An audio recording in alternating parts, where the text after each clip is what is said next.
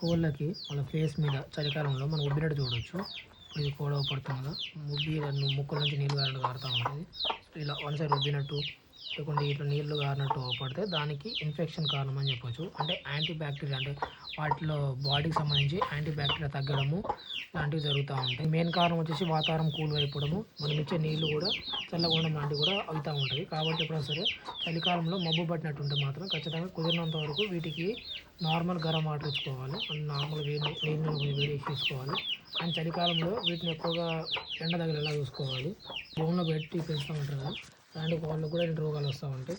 వీటి కళ్ళు కూడా మూసుకుపోవడము, కళ్ళు కూడా నీళ్ళు బయట కావడం లాంటివి జరుగుతూ ఉంటుంది. చూడవచ్చు మొత్తం ఎంత వీక్ అయిపోయిందో, అసలు ఏమైతే తినవు. అండ్ వాటికి ఎలా అంటే మనుషులకు ఎలా అయితే గొంతు పట్టుకోవడం అవుతూ ఉంటుంది చలికి మూడం పెట్టినప్పుడు, మంచు కూర్చున్నప్పుడు, సో వీటికి కూడా అంతే అవుతుంది అనమాట. అందుకని వాడు కూడా వేడి నీళ్ళు లాంటివి తాపేయడం వల్ల కొంతవరకు రిలీఫ్ అవుతూ ఉంటుంది. సో ఇలా ఒక 2-3 రోజులు అయితే ఖచ్చితంగా ప్రాక్టీస్ చేయాలి. అండ్ బోన్లో పెట్టినప్పుడు అయితే కుదిరినంత వరకు ఎండ తగిలేలా కూడా చూసుకోవాలి వీటికి. దీనికి మెడికల్ పరంగా వచ్చేసి యాంటీ బ్యాక్టీరియా సంబంధించింది కానీ యాంటీ ఇన్ఫెక్షన్ సంబంధించిన మెడిసిన్స్ బేసల్ డోస్గా ఏదైనా వాడుకోవచ్చు. లిక్విడ్ ఫామ్లో ఉంటుంది, లేదంటే మెడిసిన్ ఫామ్లో కూడా ఉంటుంది.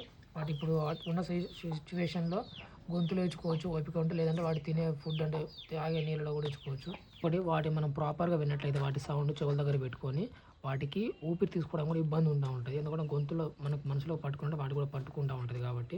అండ్ వాటికి కూడా వాటి బాడీ చూసినట్టు కొంచెం వేడిగా ఉంటుంది, బాగా అంటే జ్వరం వచ్చింది అలా ఉంటుంది అనమాట.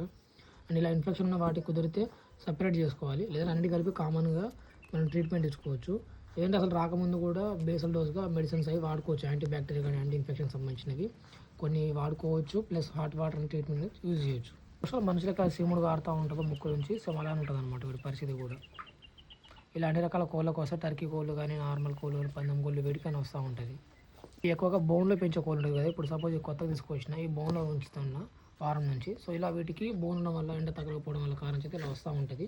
అది ఇంకో వాటికి కూడా అంటుకునే అవకాశం ఉందన్నమాట. జలుబు రోగం అంటే ఎలా అయితే అంటుకుంటుందో అలాగనే కాలంలో వచ్చేది. దీనివల్ల ఆ కోళ్ళ ప్రాణాలు కూడా పోవచ్చు సరిగ్గా ట్రీట్మెంట్ తీసుకోకపోతే. కానీ చలికాలంలో ఎప్పటికైనా సరే కోళ్ళని మనం పెంచేవాళ్ళు ఎవరైనా సరే వాటిని చూస్తూ ఉండాలి. 2 నెలలకు ఒకసారి అయినా సరే వాటిని దగ్గర క్లోజ్గా అబ్జర్వేషన్ చేసి దాని మంచి ట్రీట్మెంట్ తీసుకోవాలి.